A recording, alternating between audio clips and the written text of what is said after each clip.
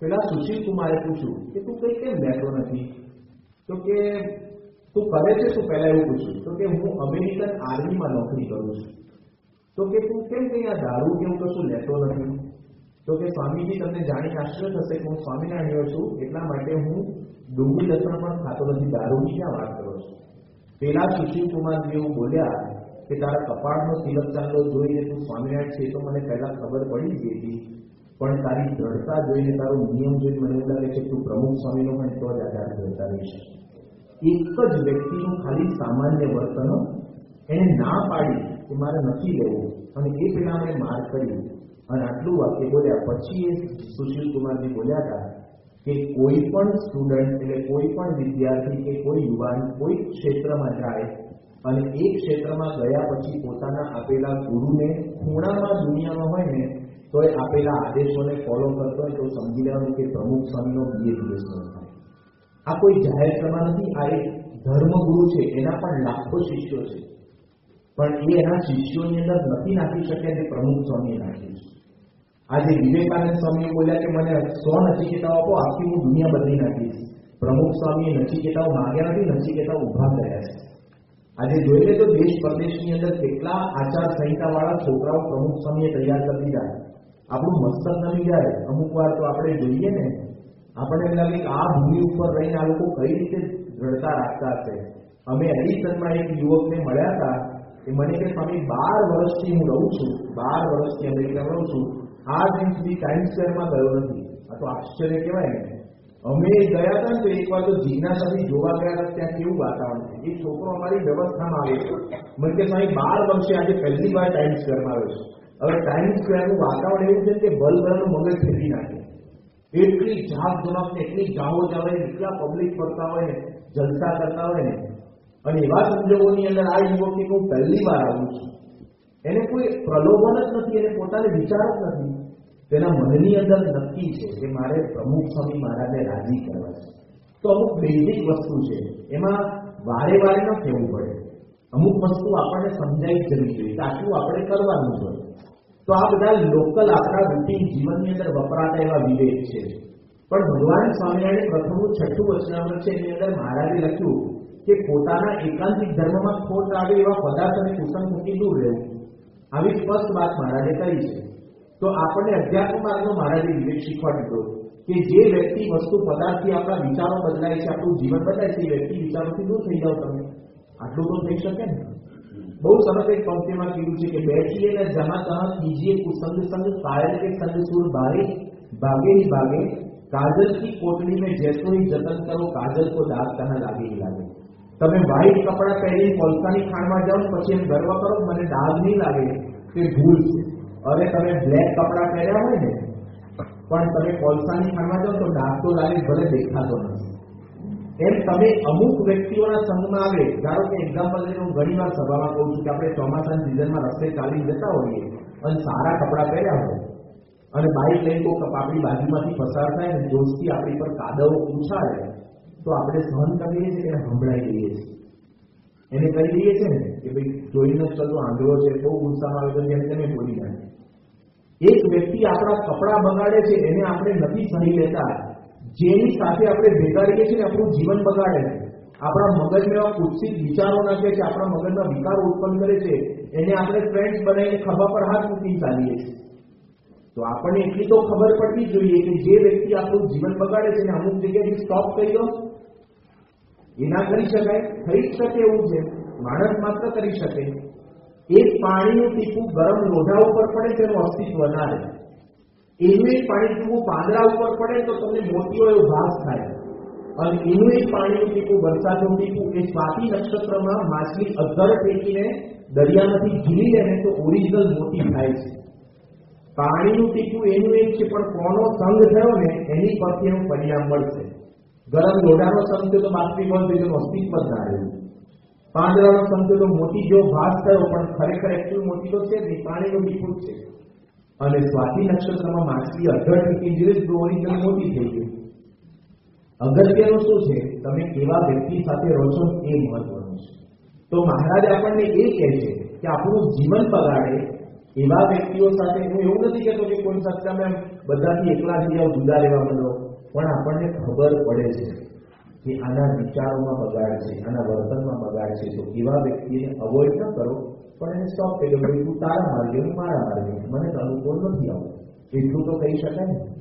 તો એ આપણા જીવનની સેફટી છે મોટા મોટી. તો આ એક કરવાનું છે. ત્યાં એવું વાતાવરણ પણ મળે. આજે જોજો, તમે કોઈ પાનના ગલ્લે ઊભા હોય ને તો તમને એવું વિચાર નહીં આવે ક્યારે પૂજા લાવો ને એક માળા ઓછી પડી છે, હું ફેરવી લઉં, કારણ કે સ્થાન જ ભ્રષ્ટ છે. તમે ક્યારેય વિચાર નહીં આવે. તમે થિયેટરમાં બેઠા હોય, પિક્ચર જોતા હોય, અને એ વખતે વિચાર લાવ સંધ્યા માનસી રહી ગયું, માનસી કરો, વિચાર જ નહીં આવે ક્યારેય, કારણ કે સ્થાનમાં જ બરકત નથી. ભગવાન સ્વામિનારાયણ કેટલું સરસ લખ્યું કે 7 માળની હવેલીઓ અને એમાં વેશ્યાઓ કઈ કાર કરી નાખતી હોય, દારૂના દિશા પરસ્પર પાતા હોય, પિતા એવા સંજોગોમાં કોઈ ભગવાનનો ભક્ત જાય તો અંતર્મન બદલાઈ જાય છે. અને ત્રુણની ઝૂંપડીને ફાટેલી ગોદડી પર સાધુ બેઠા હોય અને એની પાસે કોઈ પાપી જીવ જાય તો એનું અંતર્મન બદલાઈ જાય છે, પવિત્ર થઈ જાય છે. સ્વામીશ્રી પહોંચ્યા સંદેસરમાં આવેલા દેવી પૂજકોના વાસમાં. અહીં તેઓના સ્વાગતમાં સુંદર મંડપ સજાવેલો. પોતાના ઘર મંદિરોમાં પણ દેવી પૂજક ભાઈઓએ શોભા કરેલી. સ્વામીશ્રી દરેક ખોરડાઓમાં પધરામણીઓ કરીને સભામાં પધાર્યા. અત્રે તેઓને સૌએ હાર તોરાથી સન્માન્યા. તે પછી સ્વામીશ્રીએ અમૃત વહાવ્યું કે જુઓ, તમે ભક્ત થયા તો અમે સીધા જ તમારે ઘેર આવ્યા. આપણે વ્યસનો છોડવા, હારનો ખર્ચો ન કરવો, મંડપ ન બાંધવો. આ મોટા પુરુષ છે ને, તેમને મંડપ વિના નહીં ચાલે, એવું ન માનવું. અમે તો નીચે ધૂળમાં બેસીને પણ કથા કરીએ. તમે વ્યસનો છોડો, એ જ કરવાનું છે. ખેતરમાં બાવળીએ વાવીએ તો આંબા મળે, ખેતરમાં બાવળીએ વાવીએ તો આંબા મળે, તેમ ખોટા કામ કરીએ તો સુખ મળે. થોડું જ પણ સારું કરીએ તો શાંતિ રહે. સ્વામીશ્રીના શબ્દો દેવી પૂજકો સાંભળી જ રહ્યા, કારણ કે તેમાંથી નરી લાગણી નીતરતી હતી. કોઈ માંગણી નહીં. સભાના અંતે સૌ પર આશીર્વાદનો અભય હસ્ત સ્થાપી સ્વામીશ્રી વિદાય થયા ત્યારે એ વાસનું વાતાવરણ સમદ્રષ્ટિને તૃષ્ણા ત્યાગી સ્વામીશ્રી પર ઓવારી ગયું. અહીંથી સ્વામીશ્રી એક વૈભવશાળી મુરબ્બીના આંગણે લખલૂટ ખર્ચે યોજાયેલા લગ્ન પ્રસંગમાં આશીર્વાદ આપવા પધાર્યા. અત્રે દરેક સજાવટ અતિ આધુનિક અને આંજનારી હતી, છતાં સ્વામીશ્રીની મુખ રેખા લેશ વંકાઈ નહીં. તેથી દેવિક પૂજકોની વસાહતમાં સ્વામીશ્રીને વધાવવા ગુંજેલા શબ્દો અહીં વૈભવી મહોલાતમાં પણ પડઘાઈ રહ્યા. સમદ્રષ્ટિને તૃષ્ણા ત્યાગી. આવા સ્વામીશ્રીને યજમાન હરિભક્ત તેઓના સંબંધીઓનો પરિચય આપવા લાગ્યા. તે ક્રમમાં જોશી કુવાના ગોકળભાઈની ઓળખાણ અપાઈ. ત્યાં જ સ્વામીશ્રીએ આગંતુકને પૂછ્યું, કમરના દુખાવામાં હવે કેમ છે? કમરના દુખાવામાં હવે કેમ છે? આ સાંભળતા જ મુરબ્બી સ્વામીશ્રીની આત્મીયતામાં ઓગળી જ ગયા. 5 વર્ષ પહેલા સ્વામીશ્રી જોશી કુવા પધારેલા ત્યારે હરિભક્તની દુખતી કમરની વાત તેઓને જાણમાં આવેલી. તેના અનુસંધાનમાં આજે તેઓ ખબર અંતર પૂછી રહેલા. એક મહિને હજારોની સંખ્યામાં વ્યક્તિઓને મળતા સ્વામીશ્રી કોઈ નોંધ ટપકાવ્યા વિના પણ આવી ઝીણી વિગતો કેવી રીતે યાદ રાખી શકે છે, તેનો તાગ કોઈ કાઢી શક્યું નહોતું. સંદેસરથી નીકળેલા સ્વામીશ્રી નડિયાદ, અંચેસર, અટલાદરા, સલાડ, પલાસવાડા, મોભા રોડ, મોણગામ થઈને તારીખ 16 ફેબ્રુઆરીની રાત્રે 7:45 વાગ્યે ગજેરા આવી પહોંચ્યા. અહીં તેઓની વધામણી પધરામણી નિમિત્તે બેન્ડ વાજાના ઉદ્ઘોષ અને ભજન મંડળીઓની રમઝટ સાથે ભવ્ય શોભાયાત્રા શરૂ થઈ. નગરયાત્રાવાદ સભા પણ હકડે ઠઠ રહી. રાત્રિના 9 વાગ્યાથી 1 વાગ્યા સુધી એ જાહેર સભા ચાલી, પણ કોઈ ટસનું મસ થયું નહીં. પોતાની આ ભીડા ભક્તિમાં બીજા દિવસની સવારે સ્વામીશ્રીએ વધુ એક છોગું ઉમેરતા 158 પધરામણીઓ કરીને વિક્રમ સર્જી દીધો. પધરામણીના કાર્યક્રમમાં જ તેઓ ગામના નૂતન વિદ્યાલયમાં 1 કલાક સુધી સભા કરી આવ્યા તથા નિર્માણાધીન હોસ્પિટલની જગ્યામાં પગલાં પણ પાડી આવ્યા. આમ સ્વાસ્થ્ય શિક્ષણ અને સત્સંગને એકસાથે ઉત્તેજન આપતા સ્વામીશ્રી બપોરે 2:30 વાગ્યે ભોજન લઈ વાવલી અણખી થઈને કરમાળા પધાર્યા. અહીં તારીખ 18 ફેબ્રુઆરીની સવારે તેઓ પધરામણીઓ કરવા નીકળ્યા. ત્યાં તે વખતે ગામનો દેવી પૂજક સોમુ તેના 2 દીકરાઓને પરણાવવા જાન જોડીને જઈ રહેલો. સ્વામીશ્રીને જોતા જ તેના હૃદયમાં અંતરાજુ મંગે ગાવે, પ્રમુખ સ્વામીને વધાવે નો ભાવ જાગૃત થઈ ગયો. તેને લગ્ન માટે લાવેલા વાજા પધરામણીઓમાં જોડી દેતા થોડા સમય સુધી પધરામણીઓની સાથે સાથે વાજા ગાજતા રહ્યા. સ્વામીશ્રીએ પણ એ ભાવિકના 2 બાળ વરરાજાઓને હાર પહેરાવી સુખી જીવનના આશીર્વાદ પાઠવ્યા. જેમ સમુદ્રને જોતા જ અવનવા તરંગો માનવીના રોમ રોમમાં વ્યાપી જાય, તેમ સ્વામીશ્રીના દર્શન માત્રથી અનેરો આનંદ સૌ અનુભવવા લાગતા. તે વખતે પોતાની પાસે જે કંઈ પણ હોય તે તેઓના ચરણે ધરી દેવાનું મન થઈ આવતું. આ રીતે 60 પધરામણીઓ દ્વારા કરમાળના ભાગ્ય કમાળ ઉઘાડીને વિદાય થયેલા સ્વામીશ્રી જંબુસર થઈને નોંધણા પધાર્યા. અહીં તેઓએ તારીખ 19 ફેબ્રુઆરીની સવારે એકધારી 95 પધરામણીઓ કરીને આડો આંક વાળી દીધો.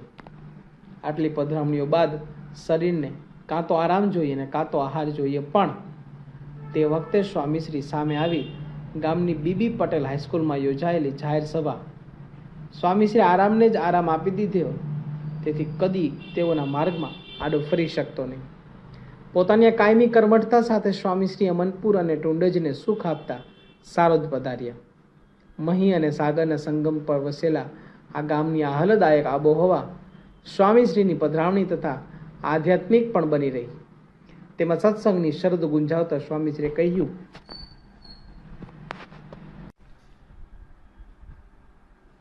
વ્યવહારનું કામ વિચારીને કરવું, પણ મોક્ષનું કામ તત્કાળ કરવું. જેમ આદરાની વાવણી વખતે બ્રાહ્મણને મુહૂર્ત પૂછવા જવાનું ન હોય, તે તો ભાદરવા સુદ એકાદશીનું કાઢી આપે તે વખતે તો અનાજ ઘેર લાવવાનું હોય, માટે આ વખતે વાવણી કરી જ દેવી જોઈએ. તેમ સત્સંગ તો તત્કાળ જ કરી લેવો, મુહૂર્ત ન જોવું. કરી લે કામ રટરામ ઉતાવળો ની હાકલ મારી સ્વામીશ્રી સારોથી નહાર સામોજ ઉબેર વડોદરા ચોરંદા કંધારિયા સિમરી થઈને રાણાપુર આવ્યા.